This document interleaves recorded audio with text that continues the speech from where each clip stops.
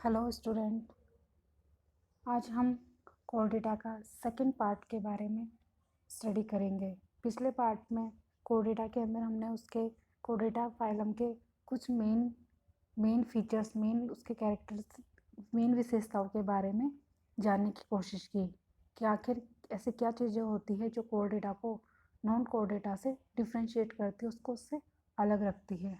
आज हम core data के सेकंड पार्ट के बारे में पढ़ेंगे कि आखिर कि इसके क्या जनरल कैरेक्टर्स होते हैं, सामान्य लक्षण कोर डेटा के क्या क्या होते हैं।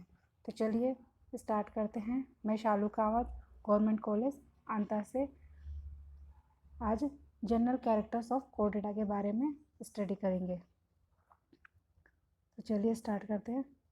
क्या मेन पहला लक्षण होता है कोर डेटा का, वो है कि these animals are aquatic, terrestrial और एरियल और फ्री लिविंग।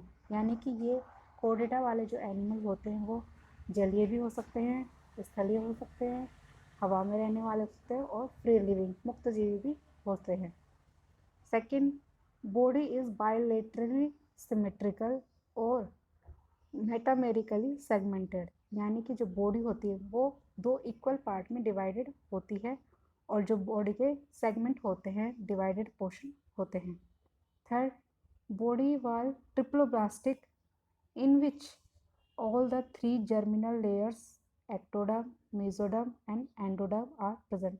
यानी कि जो कोर्डेटा की जो बॉडी वॉल होती है वो त्रिस्तरीय होती है, उसमें तीनों प्रकार की लेयर पाई जाती है, एक्टोडर्म भी, मेसोडर्म और एंडोडर्म भी। Fourth point, true coelom is found in them which is enterocoelous. Chordata के अंदर ट्रू वास्तविक गुहा पाई जाती है, जबकि नॉन कोर्डेटा में आभासी या बिल्कुल भी गुहा नहीं पाई जाती है। लेकिन कोर्डेटा में वास्तविक गुहा पाई जाती है जो कि एंटीरोसिलोसीलस टाइप होती है। Fifth point, in embryonic chordates in arrangement of muscles and in adult and arrangement of vertebra and ribs metamerism is present. यानी कि एम्ब्रियोनिक भ्रूणी अवस्था जो होती है उसमें मसल्स का अरेंजमेंट होता है, वर्टिब्री और रिब्स का अरेंजमेंट होता है। Metamerism is found in the arrangement of muscles in embryonic stage and in adult metamerism is found in vertebrae और रिब्स। यानी जो मेटामेरिज्म होता है, सेगमेंटेशन होता है, वो एम्ब्रियोनिक स्टेज में मसल्स के अंदर पाया जाता है और जैसे अडल्ट स्टेज आती है उसमें मेटामेरिज्म वर्टिब्री और रिब्स के अंदर पाया जाता है। Six point, in this animal heart is situated at the ventral side of the body. यानी जो एनिमल होते हैं उनके जो हृदय की उपस्थिति होती है वो मतलब वेंट्रल साइड होती है। जैसे हम डोर्जल को, तो डोर्जल होती है पीछे की साइड होती है और वेंट्रल आगे की साइड होती है, तो वेंट्रल साइड पर हार्ट उपस्थित रहता है। Just beneath the alimentary canal and blood flow from the anterior to posterior side in dorsal vessels. Alimentary canal में जो एलिमेंट्री, इसी के हार्ट के नीचे ही एलिमेंट्री कनाल होती है जिसमें ब्लड का फ्लो पोस्टीरियर साइड से एंटीरियर साइड की ओर बहता है। किसके अंदर? डोर्जल ब्लड वेसल्स में। यानी कि डोर्जल ब्लड वेसल्स में ब्लड का फ्लो एंटीरियर से पोस्टीरियर साइड में फ्लो होता है, जबकि नॉन कोर्डेटा में वही ब्लड पोस्टीरियर से एंटीरियर साइड में फ्लो होता है। Seventh point, in chordates blood vascular system is close type.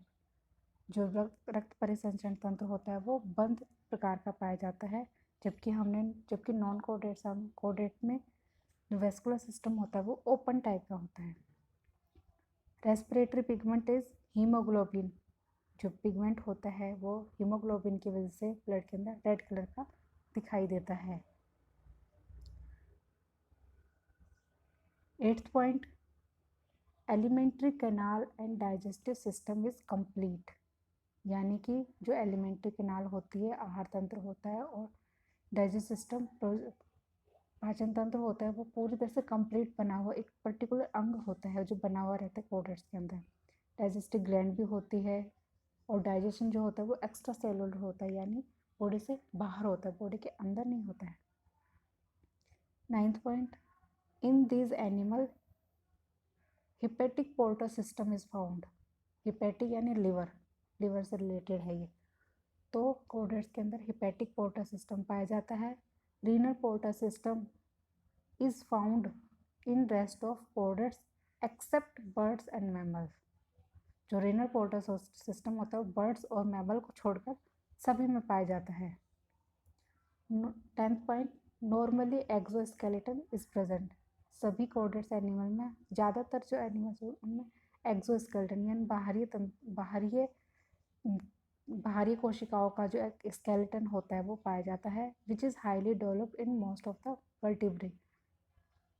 11th, in कोडेट्स endoskeleton is found which is made up of cartilage and bones. जो है एक्सोस्केलेटन होता है वो शरीर के बाहर पाया जाता है और एंडोस्केलेटन होता है वो शरीर के अंदर पाया जाता है, जो कि कार्टिलेज और बोन्स का बना हुआ होता है। 12th point, in embryonic stage of chordates, a muscular tail is found that is known as post-anal tail। जब भ्रूणी अवस्था होती है तो कोर्डेट्स में एक छोटी सी पूंछनुमा संरचना पाई जाती है जो पोस्ट एनल टेल भी कहलाती है। In some chordate this tail is destroyed, लेकिन जब बर्थ होता है एनिमल का तब ये टेल डिस्ट्रॉय हो जाती है, ख़त्म हो जाती है, जैसे कि एग्जांपल मैन और एप्स में। 13, प्रोटो मेजो और metanephric kidney are found in the form of excretory organ.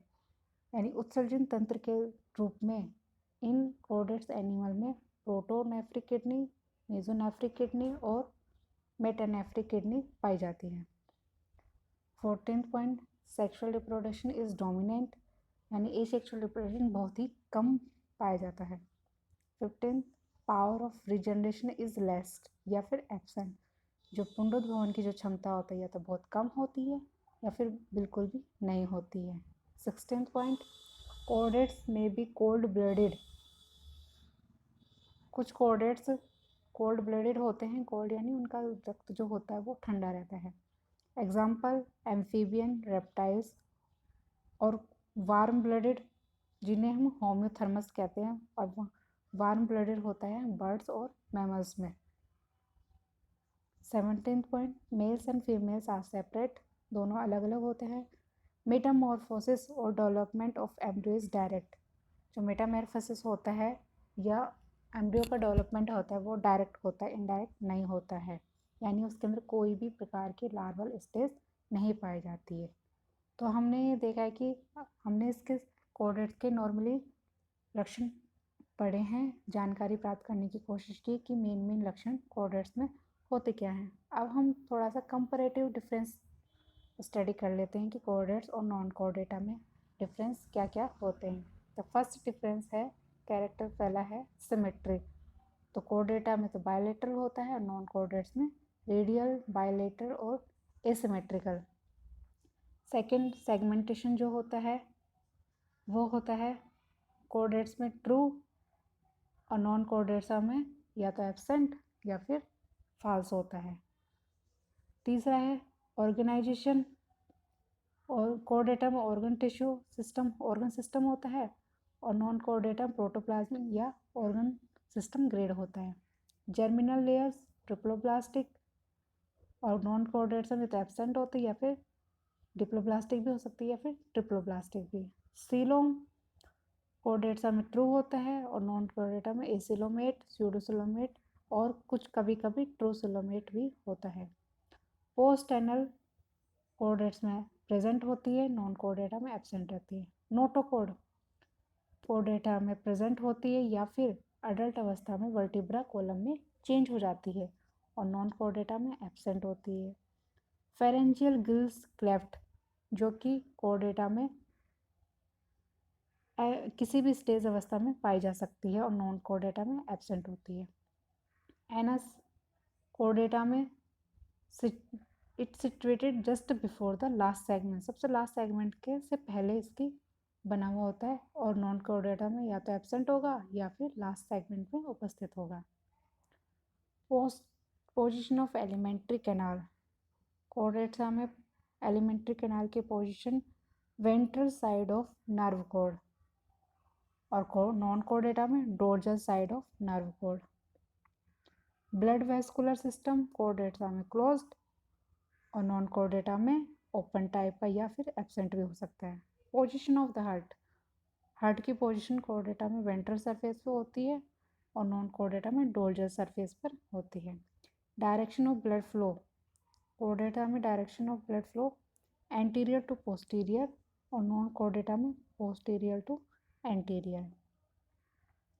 14th hepatic portal system core data में प्रेजेंट होता है, नॉन कोर डेटा में एब्सेंट। रेस्पिरेशन या तो लिंग्स कोर डेटा में या तो लिंग्स के थ्रू हो सकता है या फिर लंग्स के थ्रू, और नॉन कोर डेटा में बॉडी वॉल के थ्रू, गिल्स और trachea. Central nervous system core data में होलो और डोर्सल होता है और नॉन कोर डेटा में सॉलिड और ventral. 17 nerve code core data में सिंगल, डोर्सल या और विदाउट गैंग्लिया, और जबकि नॉन कोर डेटा में डबल, वेंट्रल और विद गैंग्लिया में उपस्थित होती है। आरबीसी कोर डेटा में प्रेजेंट होती है, नॉन कोर डेटा में एब्सेंट होती है। रिप्रोडक्शन कोर डेटा में नॉर्मली सेक्सुअली होता है और नॉन कोर डेटा में सेक्सुअली और एसेक्सुअल दोनों प्रकार का पाया जाता है। डेवलपमेंटल नॉन कोर डेटा में डायरेक्ट होता है, कोई लार्वल स्टेज नहीं पाई जाती है, कुछ एनिमल्स में पाई जा सकती है जैसे कि एग्जांपल फ्रॉग्स में। और नॉन कोर डेटा में जो डेवलपमेंट होता है वो इनडायरेक्ट होता है और लार्वल स्टेज पाई जाती है। बॉडी टेम्परेचर कोर डेटा होते हैं वो कोल्ड और वार्म ब्लडेड एनिमल होते हैं और नॉन कोर डेटा नॉर्मली सारे के सारे ज़्यादातर कोल्ड ब्लडेड एनिमल ही होते हैं। और लास्ट रीजनरेशन कोर डेटा में रीजनरेशन बहुत कम मात्रा में कम होता है और नॉन कोर डेटा में बहुत ही हाईली डेवलप्ड होता है। तो ये तो है, तो हमने अब दोनों का कंपेयर करके पढ़ लिया है कि कोर डेटा और नॉन कोर डेटा में मेनली डिफरेंस क्या होता है। नेक्स्ट हम पढ़ेंगे कि कोर डेटा के क्लासिफिकेशन के बारे में पढ़ेंगे। Thank you.